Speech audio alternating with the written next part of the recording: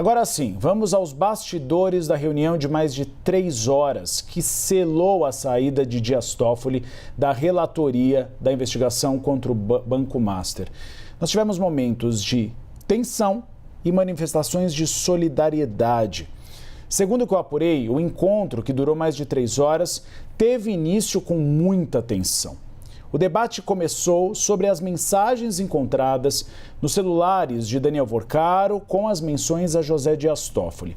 Nesse ponto, o presidente do Supremo Tribunal Federal, Edson Fachin, leu um resumo do que estava no documento que lhe foi fornecido por Andrei Rodrigues, que é o diretor-geral da Polícia Federal.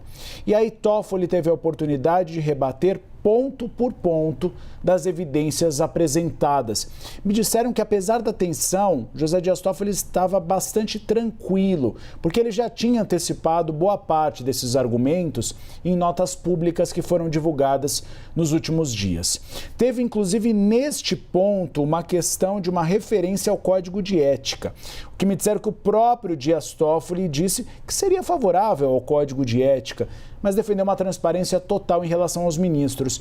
E aí, nesse ponto, um dos ministros que estava presente, que é contra o Código de Ética, chegou a dizer: aqui não é para discutir Código de Ética, aqui é para discutir a situação do Banco Master. E aí o assunto foi colocado de lado.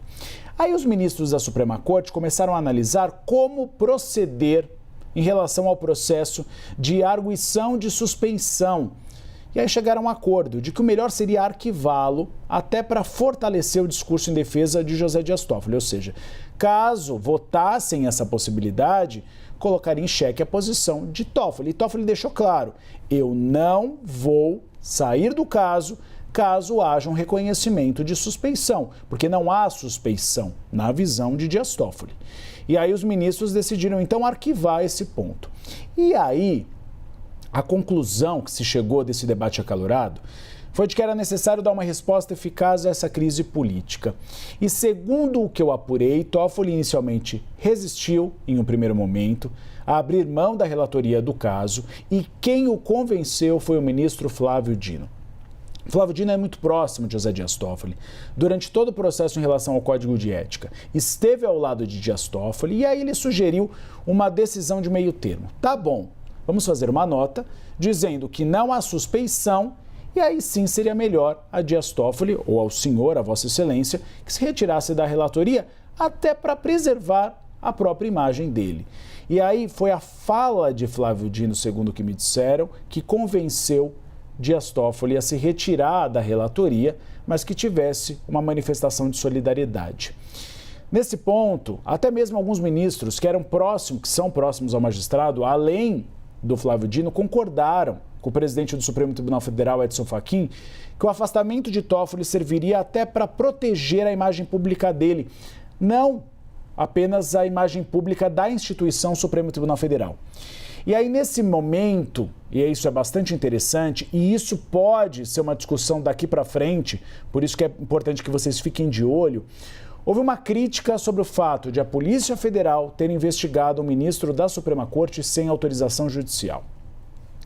É uma avaliação que foi feita entre os ministros de que o cerco policial não pararia até que Toffoli deixasse a relatoria.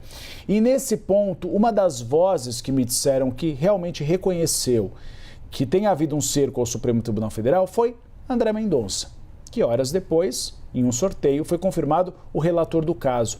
Por isso que, com a confirmação de André Mendonça, diante da avaliação feita por ele na reunião de que a Polícia Federal não poderia ter investigado José Dias Toffoli, que a confirmação dele, pelo menos, acalmou alguns ministros da Suprema Corte de que ele vai ter uma posição firme em relação a esse ponto. Eu fui conversar com a Polícia Federal também, e nos bastidores eles dizem o seguinte: não houve abertura de uma investigação. O que houve é que, na análise dos dados em relação a Daniel Worcaro, foram encontradas mensagens de Dias Toffoli.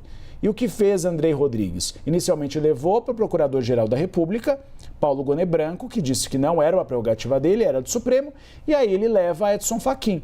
Mas mesmo assim, a avaliação do Supremo Tribunal Federal é que ele precisaria ter questionado Fachin se incluiria as mensagens de José Dias Toffoli no relatório antes de incluí-lo e levá-lo ao Supremo Tribunal Federal.